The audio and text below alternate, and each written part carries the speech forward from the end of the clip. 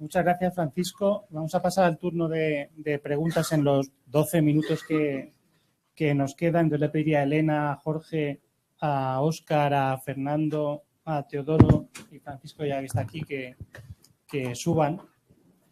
Y aunque no queda mucho tiempo, 12 minutos no es mucho, pero la verdad es que yo creo que podéis aprovechar para preguntar las dudas que tengáis, tanto a nivel de qué está haciendo la Comisión BIM con detalle en algunas cosas, o los proyectos tan interesantes que han presentado mis colegas.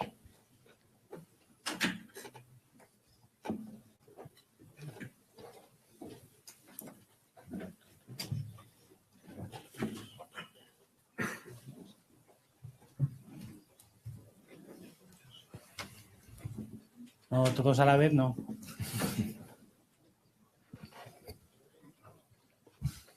Sí, espera que te pasen un micrófono.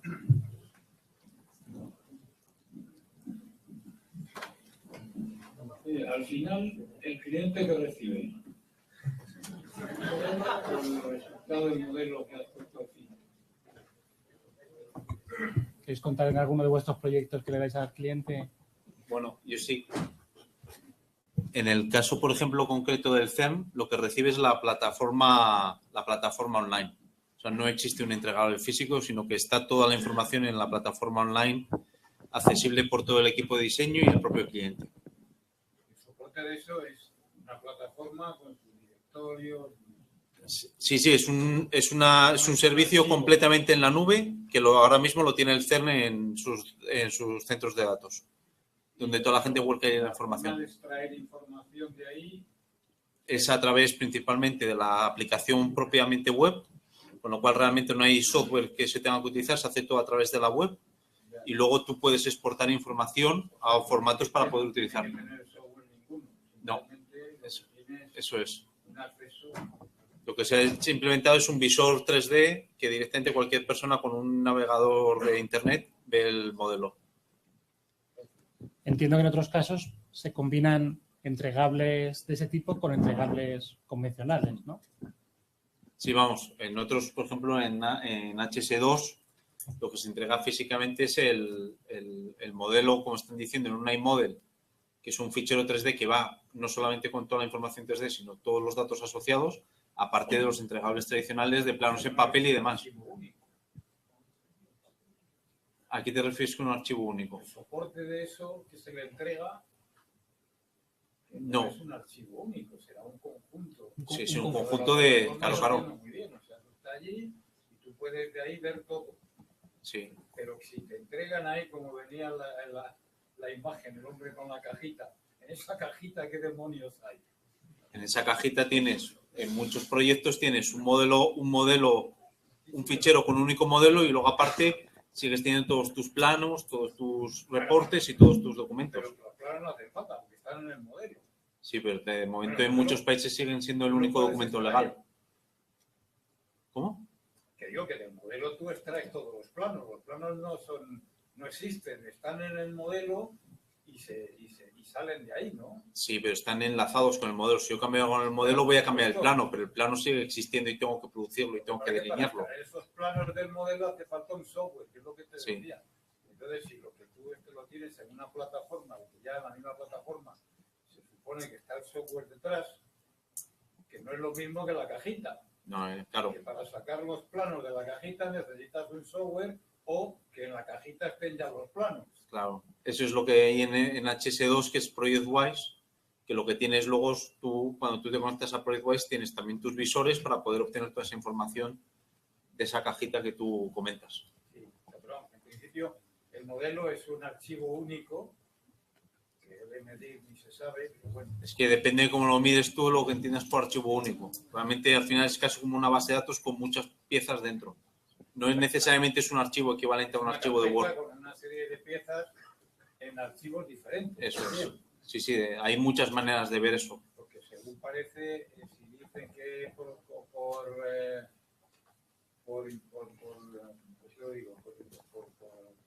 orden del cliente, eso tiene que estar en formato Bentley, eso quiere decir que gran parte del modelo está en DGN. Sí. estará en MDGN, el otro estará adelante. ¿Entendido?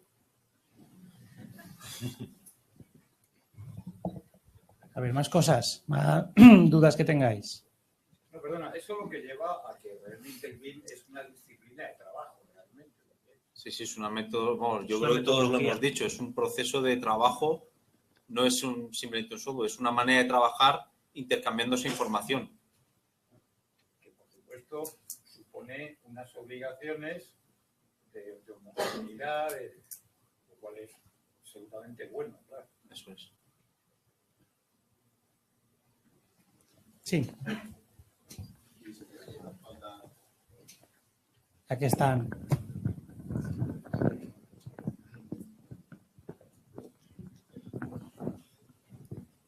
Gracias. Pues primero, Sergio, a ti te quería preguntar sobre el tema de la estandarización. ¿Hacia dónde está yendo para el tema de la infraestructura? Porque habéis comentado IFC o EGC, pero no sé si está marcado ya alguna línea o está un poco en duda.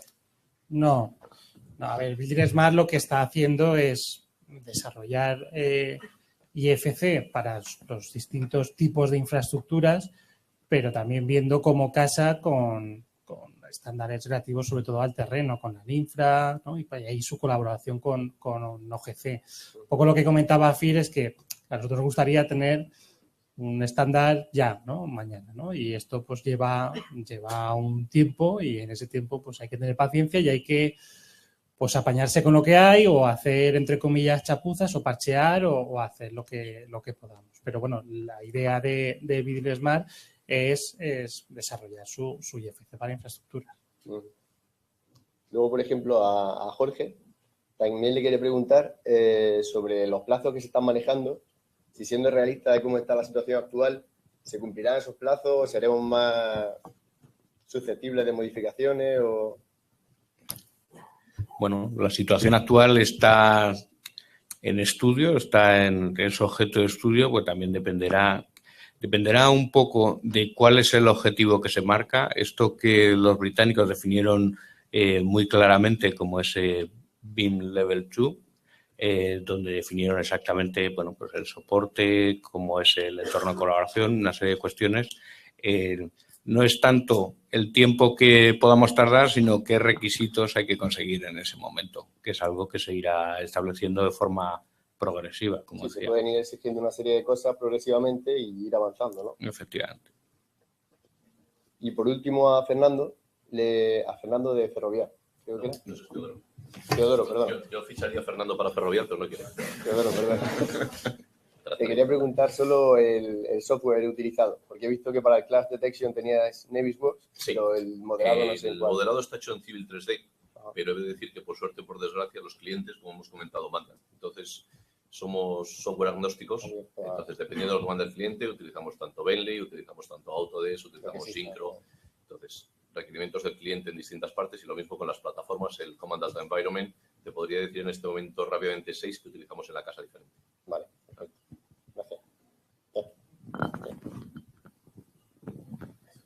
Gracias. Hola, yo quería preguntar, bueno, a quien quiera responder, porque es algo que a mí me llama bastante la atención. Yo llevo cerca de 10 años realizando ilustraciones 4D de avances de obra de toda clase. Muchos de ellos se ve claramente que ya fueron realizados en BIM y, sin embargo, sistemáticamente, en un 60-70% de los casos, recibimos toda la documentación en PDF. ¿Cómo es posible esto? ¿Existe alguna clase de reticencia a la hora de suministrar informaciones para licitaciones públicas, para Ferrovial, para FCC, para Dragados, he trabajado para todos, y en muchos casos nos encontramos que nos viene todo en PDF?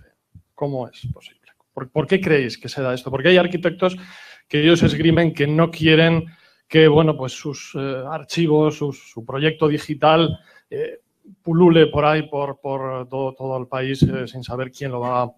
Que lo toqueteen, que lo anden. Otros que trabajan quizá en Revit dicen, no, es que mis familias no quiero que nadie me las manipule o me las extraiga o tal.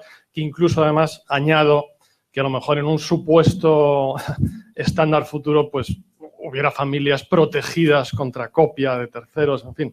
Es algo que me llama mucho la atención. La entrega de documentación para licitaciones públicas en PDF. Yo mismo. Bueno... O sea, en el estado actual de, digamos, las cosas, evidentemente, en este proceso, pues hay mucho know-how introducido de las empresas en la realización de los modelos. En la medida en que no pueda ser trasladable, por ejemplo, en un formato IFC y con protección de esa propiedad intelectual, pues habrá reticencias. En el ámbito de la ingeniería civil, pues no será el caso porque los entregables convencionales son los que todos conocéis, papel o PDF. Sí, pero claro, muchas veces lo que no queda más remedio que revertir de un PDF a un supuesto DWG que ya trae una serie de errores. Si a partir de ellos, hace poco, no sé de qué cliente venía, Iberdrola, una empresa en Portugal, pues imaginaos revertir todos esos documentos en sentido contrario. En mi caso era hacer la ilustración 4D, pero todo esto me venía de un estudio técnico que tenían que hacer sus mediciones y sus historias para planificar la obra. Evidentemente eso va a arrastrar una serie de errores que a la larga dices, bueno, ¿y esto por qué se hace en BIM si luego vamos a hacer las cosas tan mal bajo mi punto de vista? Considero que es hacerlo mal. La verdad es que es una pena, ¿no? Aunque estoy más alejado, yo lo entiendo perfectamente. Si, vamos, como decía Teodoro, claramente darán lo que pida el cliente. Si el cliente pide, vamos, yo entiendo que una gran empresa ahora se dará cuenta que para su constructor es mejor darle un modelo, se lo dará y el de diseño le contratará para que sea un modelo con la información que quiere darle, aunque bueno, yo creo que hoy en día ya se puede proteger lo que quieras. Es cuestión de saber utilizar el software, las herramientas que quieras, pero vamos, yo lo entiendo y también creo que se ha dicho en la mesa y es una parte muy importante, es la parte judicial de todo esto en la que tenemos ahora que desenvolvernos y saber hasta dónde llegan los problemas jurídicos en cada una de las etapas del proyecto, los autores de cada etapa, etcétera. Yo creo que es ahí un buen sitio para que entren juristas. Yo te voy a plantear a lo mejor la pregunta al revés. ¿Te están llegando esos proyectos porque seguramente no se estén haciendo realmente en BIM? Sí lo he sabido. No, en el sentido de decir, Francisco lo ha dicho antes, tú tienes que integrarla. Si realmente quieres hacer un 4D del BIM durante el proceso de trabajo, tienes que ir pensando en la planificación desde el día cero. Entonces, generalmente, si tú vas pensando desde la planificación en el día cero, tú ya vas haciendo el 4D de la que tú vas diseñando. Entonces, seguramente ese proyecto no vaya a salir a un tercero para hacer la ilustración 4D como hemos venido haciendo tradicionalmente. Entonces, seguramente esos proyectos ya no vayan a salir fuera. Entonces, seguramente lo que estén saliendo fuera son proyectos que no se han estado pensando en la planificación y realmente lo que está saliendo fuera es algo, háganme ahora porque no están realmente entendiendo el proceso de trabajo en BIM. Entonces, yo te diría más bien que esa es la situación que está pasando. No tanto que quieran dejar el programa, sino que realmente están trabajando en 3D, no en BIM. No están haciendo un proceso BIM. ¿Alguna pregunta más? Sí, por allí. Y ya es la última. Sí. Creo que lo más significativo es en particular a Teodoro, porque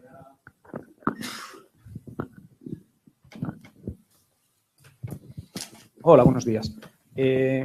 Has contado que habéis desarrollado el proyecto simultáneamente con una metodología tradicional y con una metodología BIM.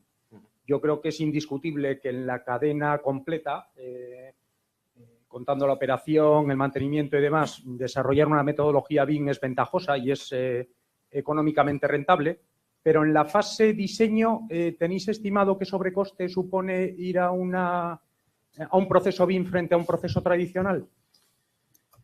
Eliminamos del sobrecoste, vamos a partir de las mismas condiciones. Tengo el software para desarrollarlo tradicionalmente y tengo el software para desarrollarlo siguiendo metodología BIM. ¿Vale? Es más barato hacerlo con metodología BIM. Y voy a explicar por qué desde mi punto de vista.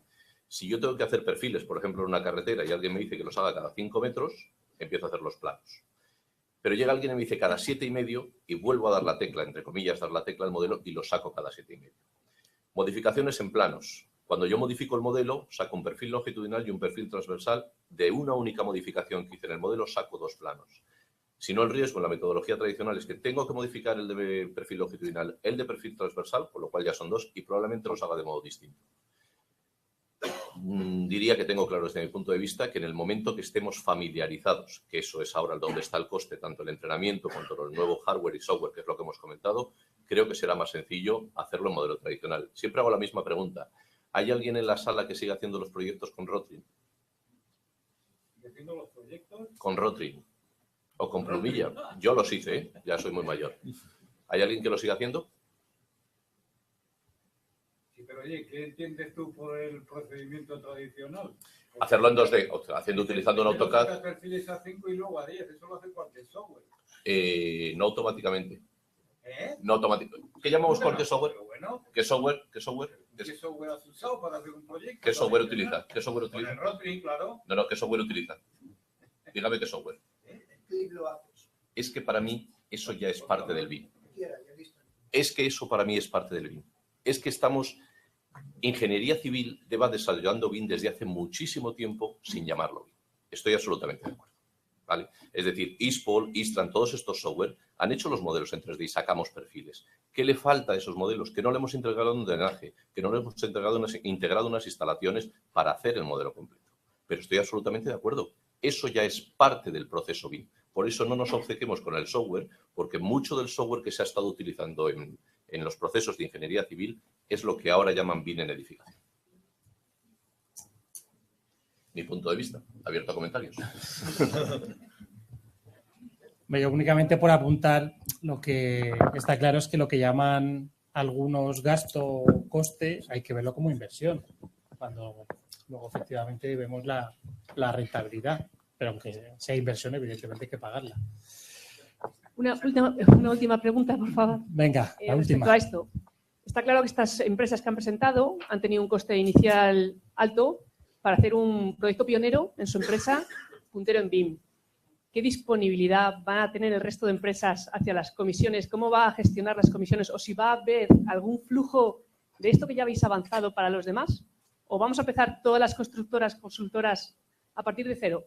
¿Va a haber familias compartidas? ¿Va a haber lots? ¿Va a haber manuales de BIM? ¿Va a haber algo aprendido de los que ya han avanzado para los demás?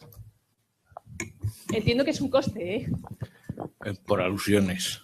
Bueno, esto que estamos haciendo, esto que está haciendo la comisión, todos estos grupos de trabajo es para generar gran parte de eso, para generar o adquirir estándares, para generar guías, para ayudar y apoyar y estandarizar y hacer elementos comunes que sirvan a todos y todos no tengamos que empezar de cero. Evidentemente, el primero que fue al oeste pues iba con su carreta y no le quedaba más remedio, pero en un momento dado hubo ferrocarril y se podía ir a San Francisco en el ferrocarril y no siempre con la carreta.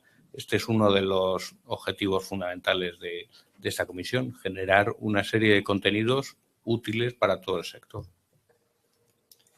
Yo, si me dejáis también desde la parte de ARU, una de las, por un tema corporativo de cómo funciona ARU, objetivos de empresa y valores de empresa, nosotros siempre intentamos que parte del conocimiento y nuestra propia experiencia es transmitirlo al resto de la comunidad en toda su globalidad. O sea, no solo porque hagamos un proyecto que le damos un beneficio a la comunidad, sino también a nuestros propios gente que trabaja junto con nosotros. Entonces, parte de los estándares que se han estado desarrollando en muchos de los proyectos han venido generados por ARU, y no solamente por ARU con otras ingenierías. Parte del tema de la matriz de madurez BIM es precisamente intentar ayudar a la gente a cómo tiene que ir adoptando o qué pueden ir entendiendo por BIM y qué pasos tiene que hacer. No solamente ver la foto final. Entonces, todo el tema, por ejemplo, de túneles que habéis visto del CERN es código abierto.